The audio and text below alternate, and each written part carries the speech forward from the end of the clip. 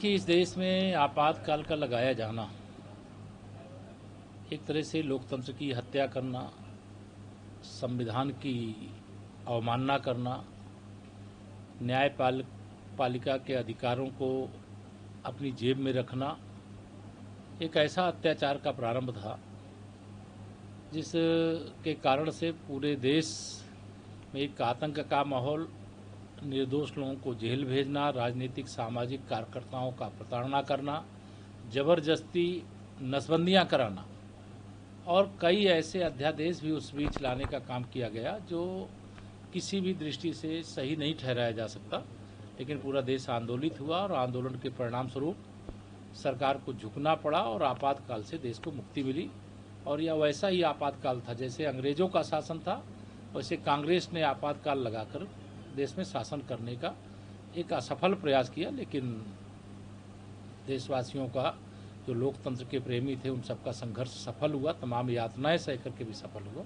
और उसी के 50 वर्ष पूरे होने पर देश को यह स्मरण कराना जरूरी है कि जो फर्जी संविधान की किताब लेकर के घूमते हैं, संविधान की किताब दिखा करके वोट मांगते हैं, वो कितने बड़े संविधान के द्रोही हैं, यह संदेश जाता है। इसलिए भारतीय जनता पार्टी ने पूरे देश में, पूरे प्रदेश में, सभी जिलों में यह कार्यक्रम करने जा रही है। एक सवाल और, ये बीजेपी जो संविधान, खुद बीजेपी संविधान विरोधी है और यहाँ पे तो अघोषित आपातकाल लगा हुआ है। कांग्रेस संविधान के मुद्दे पर, देश के लोकतंत्र को बंधक बनाने के मुद्दे पर देश को मुंह दिखाने लायक नहीं है। क्योंकि 50 वर्ष पहले की घटना है, इसलिए नई पीढ़ी के लोगों को उस यातना का अंदाज़ा भी नहीं है।